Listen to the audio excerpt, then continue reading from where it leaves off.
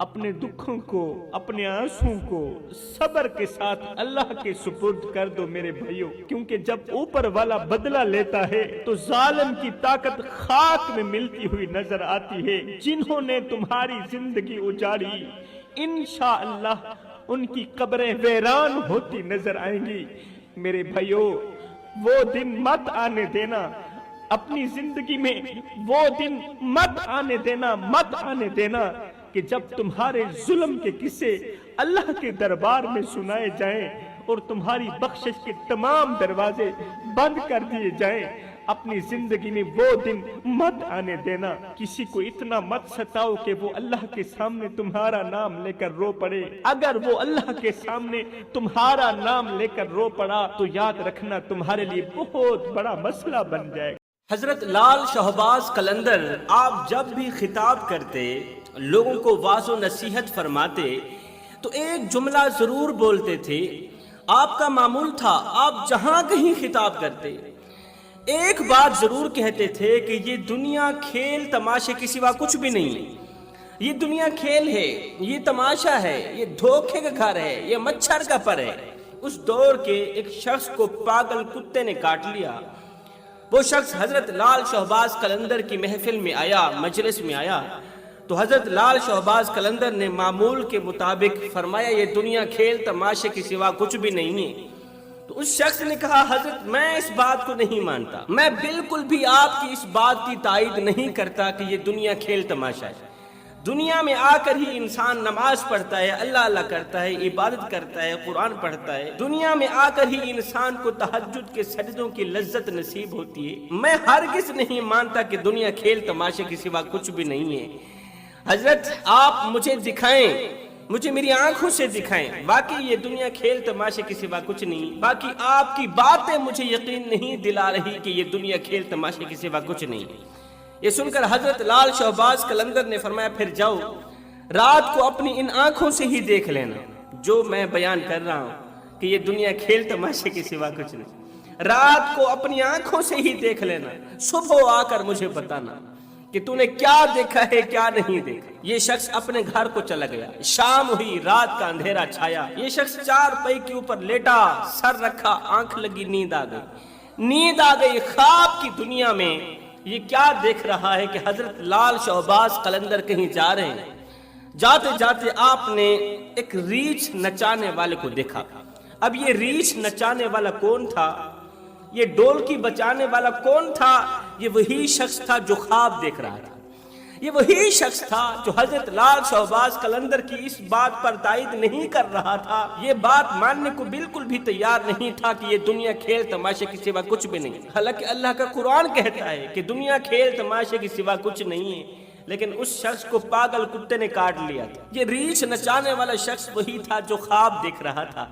اب خواب کی دنیا میں یہ ریچھ نچا رہا ہے تو قریب سے حضرت لال شہباز قلندر گزرے۔ حضرت لال شہباز قلندر کو خواب کی دنیا میں یہ نہ جانتا تھا اور نہ ہی پہچانتا تھا۔ جوانوں یہ واقعہ دل کے کانوں سے سنیے گا۔ اس واقعے نے بھی لاکھوں کروڑوں بھٹکے ہوئے نوجوانوں کو راہ راست پر لگا دیا۔ یہ حضرت لال شہباز قلندر کی زندگی کی بہت بڑی کرامت ہے۔ حضرت لال شہباز قلندر قریب سے گزرے تو حضرت نے پوچھا بھائی تیرا نام کیا ہے؟ اس نے کہا میرا نام قلندر ہے، لوگ مجھے قلندر کہتے ہیں۔ تجھے پتہ نہیں ہے ریچھ نچانے والے بھی خود کو قلندر کہلاتے ہیں۔ ریچھ نچانے والے بھی خود کو قلندر کہلاتے ہیں۔ اللہ اکبر۔ تو یہ سن کر حضرت لال شہباز قلندر بے ساختہ مسکرا پڑے۔ اس ریچھ نچانے والے نے پوچھا تیرا نام کیا ہے؟ کہا مجھے بھی لوگ قلندر کہتے ہیں۔ اچھا تجھے بھی قلندر کہتے ہیں؟ تو کہاں سے قلندر بن گیا؟ نہ تو تیرے ہاتھ میں ریچھ کی ڈور ہے، نہ تو تیرے پاس ریچھ ہے، نہ تو ڈھولکی ہے، تو پھر تو تماشا کس طرح دکھائے گا؟ جب تماشا نہیں دکھائے گا تو پھر قلندر کس طرح کا بن گیا؟ حضرت لال شہباز قلندر نے کہا پہلے تو تماشا دکھا پھر میں تماشا دکھاؤں۔ اس نے کیا کیا؟ ڈھولکی بجائی، ریچھ ناچنے لگ گیا۔ ریچھ کو نچانے کے بعد کہا میرا تماشا ہو گیا، اب تو تماشا دکھا، تو اپنا تماشا دکھا، اپنا کرتب دکھا۔ اللہ اکبر۔ اب حضرت لال شہباز قلندر نے اپنا تماشا دکھایا، جس تماشے کو دیکھ کر دنیا حیران رہ گئی۔ دنیا دنگ رہ گئی۔ سائیں لال شہباز قلندر نے درخت کی ایک ٹہنی پکڑی، ٹہنی کو دونوں ہاتھوں سے پکڑا، اس ریچھ نچانے والے جس کو پاگل کتے نے کاٹ لیا تھا، ریچھ نچانے والے کو کہا کہ تو اسی دروازے کے اندر سے گزر جا۔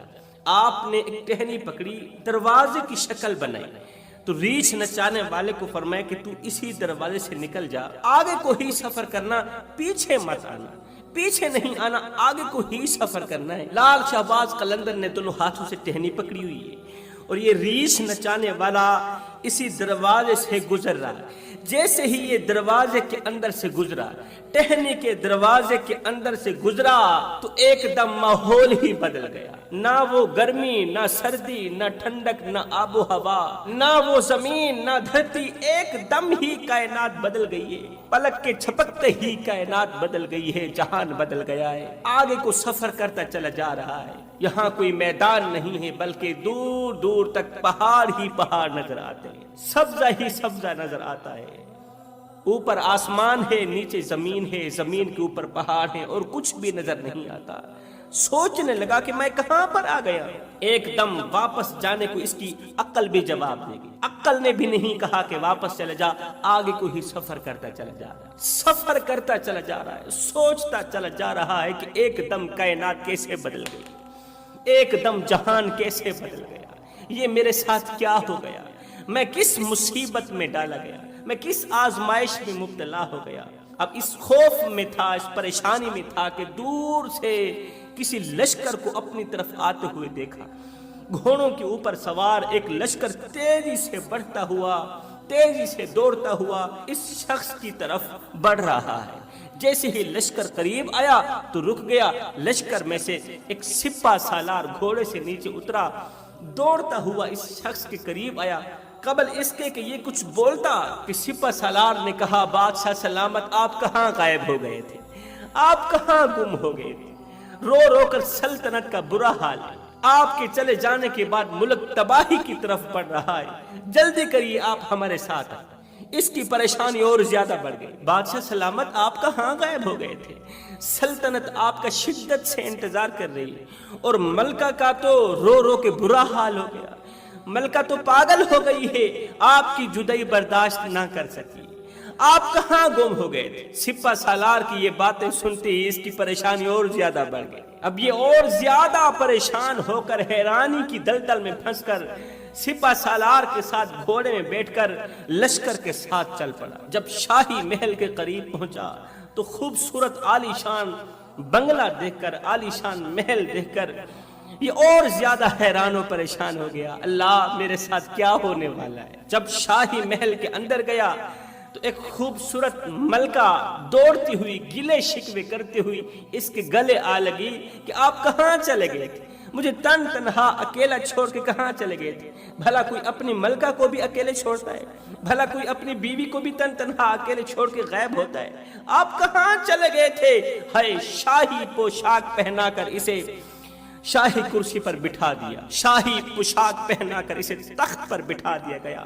وقت گزرتا گیا، اس کی اولاد ہوئی، اولاد آج چھوٹی کل بڑی، اولاد جوان ہو گئی، اولاد کی شادی ہوگی، اولاد کی بھی اولاد ہو گئی، بچوں کے بچے ہو گئے۔ وقت گزرتا گیا، یہ بادشاہ بوڑھا ہو گیا، بادشاہ کی جوانی ڈھل گئی، بڑھاپا آ گیا، بادشاہ کے ہاتھ کانپنے لگے، جسم میں وہ طاقت نہ رہی، زبان میں وہ ذائقہ نہ رہا، بادشاہ اچھی طرح سے بوڑھا ہو چکا تھا۔ ایک دن بادشاہ سیر و تفریح کے لیے گھر سے باہر نکلا، پہاڑوں کی آب و ہوا لگوانے کے لیے پہاڑوں کی طرف اس نے رخ کیا۔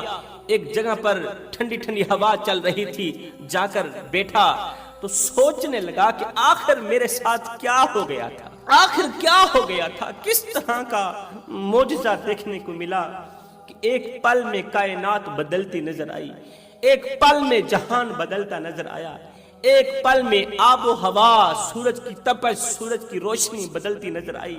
یا اللہ کیا ہو گیا تھا؟ اسی سوچ و بچار میں ہی تھا کہ اچانک اس کی نظر اسی دروازے پر پڑی جس دروازے سے یہ گزرا تھا اور کائنات بدلتی نظر آئی تھی۔ اسی دروازے پر اس کی نظر پڑی تو ایک دم یہ اٹھا، اسی دروازے کی طرف بڑھا، غور سے دیکھا دروازہ تو وہی ہے، ٹہنی تو وہی ہے جس سے میں داخل ہوا تھا اور جہان کو بدلتا ہوا دیکھا۔ اب اس بوڑھے بادشاہ نے کیا کیا؟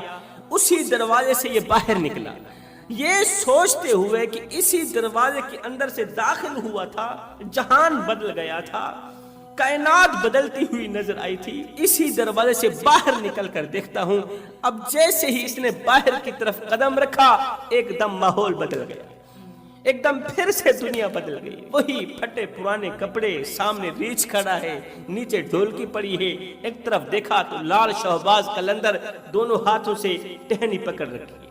لال شہباز قلندر نے دونوں ہاتھوں سے ٹہنی پکڑی ہوئی ہے، ریچھ کو، ڈھولکی کو، پھٹے پرانے کپڑوں کو۔ لال شہباز قلندر کو دیکھ کر کہتا ہے ہائے میرے ساتھ کیا ہو گیا؟ میری سلطنت کہاں گئی؟ میری بادشاہی کہاں گئی؟ میری ملکہ کہاں گئی؟ میری بیوی، میرے بچے کہاں چلے گئے؟ حضرت لال شہباز قلندر نے فرمایا بکواس بند کر، تجھے پتہ نہیں ہے میں نے کہا تھا دنیا کھیل تماشے کی سوا کچھ بھی نہیں۔ اور نادان، یہ جو تو دیکھ رہا تھا یہ تو تماشا تھا، یہ جو تو دیکھ رہا تھا یہ تو کھیل تھا۔ اسی کو کہتے ہیں دنیا، اسی کے لیے میں کہتا ہوں دنیا کھیل تماشے کی سوا کچھ نہیں ہے۔ یہ دنیا فانی ہے، پھٹے پرانے کپڑے لے کر جس طرح تو اندر داخل ہوا اسی طرح ہی باہر آیا، کچھ بھی ہاتھ ساتھ لے کر نہیں آیا۔ ایک دم خواب دیکھنے والے کی آنکھ کھلی تو جوتا پہنے بغیر اس نے لال شہباز قلندر کی طرف دوڑ لگا دی، قدموں پہ گرا، چوم کر کہنے لگا حضرت آپ سچ فرماتے ہیں، مجھے معاف کر دینا، مجھے پاگل کتے نے کاٹ لیا تھا اور میں آپ کی بات پر یقین نہ کر سکا، واقعی دنیا کھیل تماشے کی سوا کچھ نہیں ہے۔ لال شہباز قلندر اتنی بڑی شخصیت، اللہ تعالیٰ کے نزدیک اتنے بڑے مقام و مرتبے کی مالک، بڑے افسوس کے ساتھ کہنا پڑ رہا ہے آج اس شخصیت کے دروازے کے سامنے دھمال ہو رہے ہیں۔ آج لال شہباز قلندر کے مزار کے سامنے رقص کیا جا رہا ہے، ناچا جا رہا ہے، دھمال ڈال رہے ہیں، دھمال ڈالتے ڈالتے بے ہوش ہو جاتے ہیں، بے ہوش ہو جاتے ہیں۔ میں کہتا ہوں اندر والا کتا تو ہوش میں، اندر والا نفس تو ہوش میں، اوے جس کو بے ہوش کرنا تھا وہ ہوش میں اور تو بے ہوش ہو گیا ہے، اس کا مطلب تو ڈرامے گیریاں کر رہا ہے۔ کل تک لال شہباز قلندر کے دربار کے سامنے نشئی دھمال ڈالتے رہے، نشئی ناچتے رہے، آج اسلام کی مقدس شہزادیاں بھی ناچ رہی ہیں۔ میں کہتا ہوں اے اسلام کی مقدس شہزادی، کیا تیرے باپ نے تجھے ناچنے کے لیے پالا تھا؟ کیا تیری ماں نے تجھے غیر محرم مردوں کے سامنے بال کھول کر گھنگرو باندھ کر رقص کرنے کے لیے پیدا کیا تھا؟ ہاتھ جوڑ کے عرضی کر رہا ہوں حضرات ایک اعلان سنیے توجہ کے ساتھ، جو ملا، جو پیر اسلام کی مقدس شہزادی کو کسی بھی مزار کے سامنے رقص کرنے کا درس دیتا ہے، کہتا ہے ایسا کرنے سے تمہاری ہر ایک حاجت پوری ہو جائے گی، تمہاری ہر ایک دعا قبول ہوگی، ہر ایک مسئلہ حل ہو جائے گا، اس پیر کا، اس پیڑ کا، اس ملا کا اسلام کے ساتھ کوئی بھی تعلق نہیں ہے جو اسلام کی مقدس شہزادیوں کو مزارات کے سامنے ناچنے کا درس دیتا ہے، رقص کرنے کا درس دیتا ہے۔ ہم کون ہیں، کیا ہیں، باخدا یاد نہیں ہے، ہم کون ہیں، کیا ہیں، باخدا یاد نہیں، اپنے اسلاف کی کوئی بھی ادا یاد نہیں، ہیں یاد تو کافر کے ترانے بس، ہے نہیں یاد تو مسجد کی صدا یاد نہیں، بنت حوا کو نچاتے ہیں سرے محفل ہم، کتنے سنگ دل ہیں کہ رسم حیا یاد نہیں، آج ہماری ضلالت کا سبب یہی ہے شاید کہ سب کچھ تو یاد ہے مگر خوف خدا یاد نہیں، سب کچھ یاد ہے مگر خوف خدا یاد نہیں۔ جوانوں، چاندی کے چھلے یا سونے کی انگوٹھی پہننے سے بندہ مومن نہیں ہو جاتا، زلفوں کو سجانے سے، داڑھی کو تیل لگانے سے بندہ مومن نہیں ہو جاتا، یہ تو فقط مومن کی نشانیاں ہیں۔ داڑھی رکھنا میرے سونے نبی کی سنت بھی ہے اور مومن کی نشانی بھی ہے، داڑھی کو تیل لگانا، خوشبو لگانا، داڑھی کو چہرے پر سجانا یہ مومن کی نشانی ہے، زلفوں کو تیل لگانا یہ مومن کی نشانی ہے، خوبصورت سفید لباس پہننا یہ مومن کی نشانی ہے، خوشبو لگانا یہ مومن کی نشانی ہے، صاف ستھرا رہنا یہ مومن کی نشانی ہے، حق سچ بولنا یہ مومن کی نشانی ہے، اچھا اخلاق اچھا کردار یہ مومن کی نشانی ہے، آنکھوں میں حیا کا ہونا یہ مومن کی نشانی ہے، ہر وقت ضمیر اور غیرت کا زندہ رہنا یہ مومن کی نشانیاں ہیں۔ اگر یہ سب مومن کی نشانیاں ہیں تو پھر مومن کون ہے؟ اگر یہ سب ہیں بھی مومن کی نشانیاں تو پھر مجھے بتاؤ مومن کون ہے؟ میں آپ کو مومن کہہ سکتا ہوں، آپ مجھے مومن کہہ سکتے ہیں، مگر سنو اللہ رب العزت کی قسم، اصلی مومن تو وہ ہے جسے میرے محمد کا رب کہے کہ تو مومن ہے۔ اصلی مومن وہ ہے جسے میرے محمد کا رب کہے کہ تو مومن ہے، جسے میرے محمد کا رب کہے فاذکرونی اذکرکم، اے میرے بندے ہوں تو میرا ذکر زمین پہ بیٹھ کے کر، اب تو میرا ذکر زمین پہ بیٹھ کے کر، میں تیرا ذکر عرش بری پہ بیٹھ کے کرتا ہوں۔ تو میرا ذکر گنہگاروں کی صف میں بیٹھ کے کرے گا، بدکاروں کی صف میں بیٹھ کے کرے گا، سیاہکاروں کی صف میں بیٹھ کے کرے گا۔ جب میں تیرا ذکر کروں گا گنہگاروں کی صف میں بیٹھ کے نہیں کروں گا بلکہ معصوم فرشتوں کی صف میں بیٹھ کے کروں گا۔ جوانوں، کسی کے پاس پیسہ دیکھ کر مت سمجھنا کہ اللہ اس پر راضی ہے، دولت کی فراوانی دیکھ کر مت اندازہ لگانا کہ اللہ اس پر راضی ہے، کسی کے نیچے 1 کروڑ کی گاڑی دیکھ کر مت سمجھنا کہ اللہ اس پر راضی ہے، کسی کے نیچے اقتدار کی کرسی دیکھ کر مت سمجھنا کہ اللہ اس پر راضی ہے، پیسوں کی فراوانی پیسوں کی ریل پیل دیکھ کر مت اندازہ لگایا کرو کہ اللہ اس پر راضی ہے۔ ارے یہ پیسہ ہے، یہ مقدر ہے، اس کا دل کرے فرعون کے پاس چلا جائے، اس کا دل کرے نمرود کے پاس چلا جائے، اس کا دل کرے قارون کے پاس چلا جائے، یہ پیسہ ہے، آج تیرے پاس ہے، کل تیرے دوست کے پاس ہوگا، پرسوں تیرے دشمن کے پاس ہوگا۔ تو پھر شاہ جی آپ ہی بتائیں کہ اللہ کے راضی ہونے کی علامت کیا ہے، اللہ کے راضی ہونے کی نشانی کیا ہے؟ میں کہتا ہوں جب دل میں مدینۃ المنورہ دیکھنے کا شوق پیدا ہو جائے، جب دل میں روضہ رسول کے سامنے کھڑے ہو کر درد سنانے کا شوق پیدا ہو جائے، اور جب دن میں 5 ٹائم سجدوں کی توفیق مل جائے تو پکا یقین کر لینا اللہ تم پہ راضی ہو گیا ہے، اللہ تم پہ راضی ہو گیا ہے۔ میرے رسول کریم صلی اللہ علیہ وسلم سے پوچھا گیا، یا رسول اللہ ہمیں کیسے پتہ چلے گا کہ ہماری نماز قبول ہوئی ہے یا نہیں؟ یہ جو ہم نے فجر کی نماز پڑھی ہے، یہ جو ظہر کی نماز پڑھی ہے، قبول ہوئی بھی ہے یا نہیں ہوئی؟